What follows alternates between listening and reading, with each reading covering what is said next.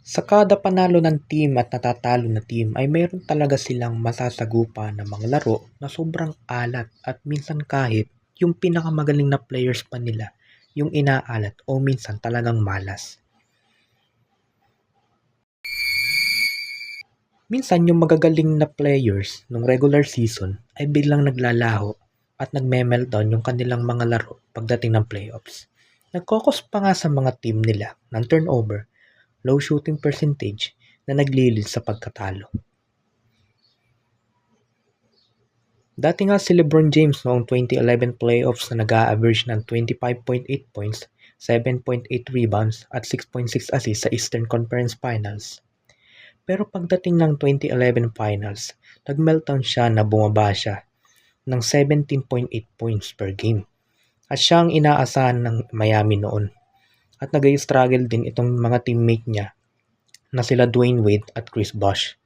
Sa Game 4 nga ng finals na yun, umiscore lamang siya ng 8 points. Kaya nagkaroon ng advantage itong Dallas Mavericks ni Dirk Nowitzki na nag-champion. Isa pang example ng 1995 finals sa pagitan ng Magic at Rockets nila Shaquille O'Neal at Hakeem Olajuwon. Game 1 ng finals, final seconds na ng game, na-foul itong si Nick Anderson. Si Nick Anderson ay may 70+% sa free throw ng regular season. Pero pagdating sa pag-shoot niya ng free throws sa finals, na-miss niya yung dalawa. Lamang na sila ng 3. 110-107. Na-rebound niya, na-foul na naman siya. Free throw ulit siya, kaso kinabahan o nag-ice cold siya. 4 na free throw ang sinayang niya. Kung nakaisa man lang siya doon, secure na sana ang game nila sa finals. Na dapat hindi man lang sila na-sweep ng Rockets noon. O kaya naman nakalaban pa. Aftermath, na-address ni Kenny Smith at nag-tie ang laro. Afterwards, nanalo ang Houston sa finals. Ngayon 2026 playoffs, tingnan natin ang mga nag-struggle na superstar by performance, epekto nila sa team at efficiency. Jamal Murray.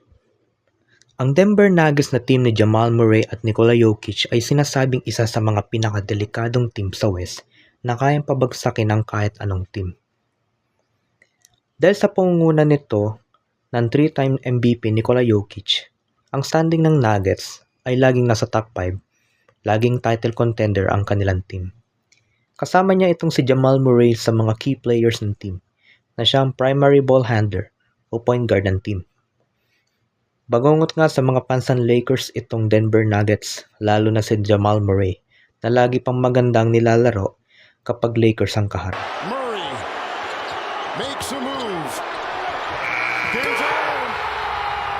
Sa mga nakarang playoffs tulad nung nag-champion sila noong 2023, nag-a-average siya ng 26.1 points per game na may 47% sa field goal at 39% mula sa 3-point line. At maging nitong mga sumunod na taon, 20 points per game sa 2024 playoffs at 21 points per game sa 25 playoffs. Nung regular season, si Jamal Murray ay may 25 points per game na may 48% sa field goal percentage. Pagdating ng playoffs, nag-struggle si Jamal Murray na may 23 points pero bumagsak ang kanyang field goal percentage na 35% lang at 26% mula sa 3-point line. Sa Game 1 ng Nuggets versus Timberwolves ay may 30 points pero 7 out of 22 sa field at 0 out of 8 mula sa 3-point area. Nagkaroon naman ng magandang laro at highlights si Jamal Murray nitong Game 2. Murray, 2 seconds. Murray, the heave. Kaso hindi nila kaya kahit na injury pa itong sa Anthony Edwards na secure pa rin nila ang panalo. Jalen Duren. Ang Detroit Pistons ay may pinakamagandang record dito sa East na may 60-22 record na top 1 sa East. Malaki ang ambag dito nila Cade Cunningham, Ausar Thompson at syempre itong si Jalen Duren. Si Jalen Duren ay may 19 points per game at 10 rebounds per game sa loob ng regular season at may 65% mula sa field. Dumating ang playoff sa pagitan ng Detroit at Orlando Magic na biglang nag-iba si Duren. Sa dating 19 points sa regular season, bumagsak to sa 10 points na 9 points din ang difference. Malaki din yun. Maging ang kanyang percentage bumaba din from 65% to 46%. Nalagpasan naman nila yung Magic kahit nakauna sa kanila ito ng 2 games na naka 3-1 pa at binalikan nila. Sa second round o sa semis laban sa Cavs, si Durant ay same numbers pa rin sa points at rebound. Pero tumaas ang bahagya ang kanyang field goal percentage from 46% up to 51%. Ang magandang laro ni Durant ay Game 6 na nagkaroon siya ng 15 points at 11 rebounds. Pinahirapan din nila ang Cavs na kahit sila ang number 1. Kulang lang siguro sila sa experience at strategy na tinalo lang sila at tambak pa ng Cavs sa Game 7. Nikola Jokic.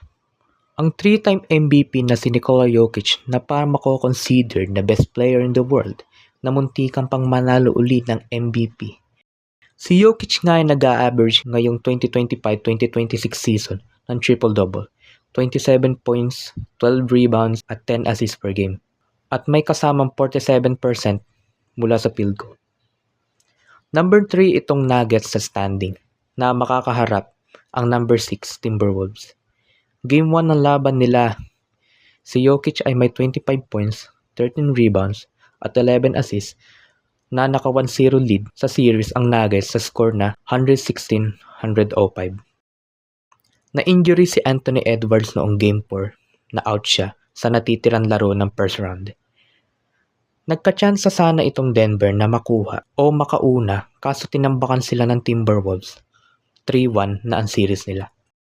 Pagdating ng Game 5 na nasa bahay na nila ginanap, ay nanalo ang Nuggets sa score na 125-113 sa paunguna ni Jokic na may triple-double na 27 points, 16 assists at 12 rebounds. Sa Game 6 na ginanap sa Timberwolves na walang best player nila, si Anthony Edwards, may tsansa pa ang Nuggets na makabalik. Kaso natalo sila dahil sa pinakita ng mga naiwan na lineup ng Timberwolves na sila Jaden McDaniels na may 32 points, Julius Randle na may 18 points at off the bench na si Terrence Shannon na may 24 points. Tinapos na ng Timberwolves ang series nila sa 6 na games lamang. Bumagsak ang points at field goal percentage niya from 27 points sa regular season to 25 points per game. Magandang number pa rin naman ang pinakita niya sa buong series na may 25 points, 13 rebounds at 9.5 assists sa loob ng 6 na games ng first round. Bahagyang bumagsak talaga ang kanyang field goals percentage from 47 to 44.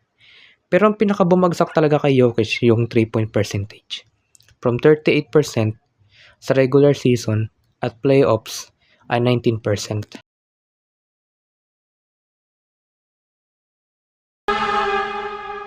Shai Gilgeous-Alexander.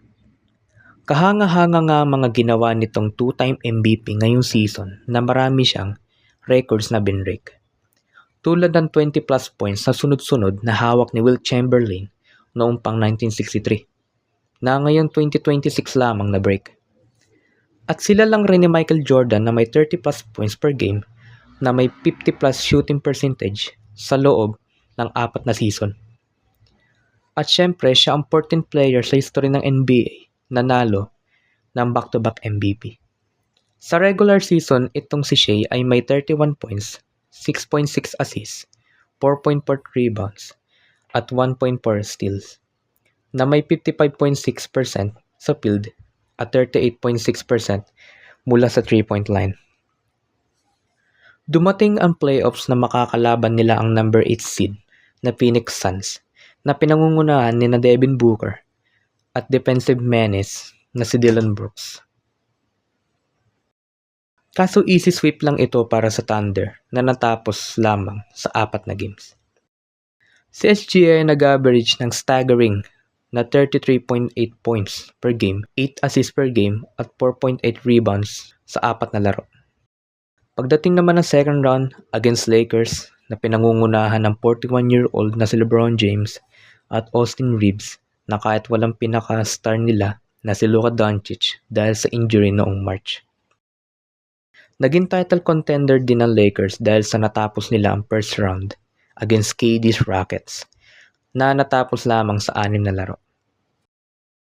At Game 1 na natapos si SGA ng 18 points at 6 assists.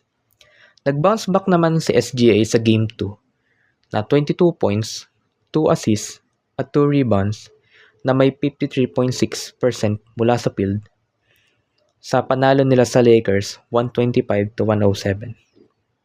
At same results ang nangyari sa series na sweep naman nila at wala naman talagang chance sa tong Lakers na mag-compete pa sa title.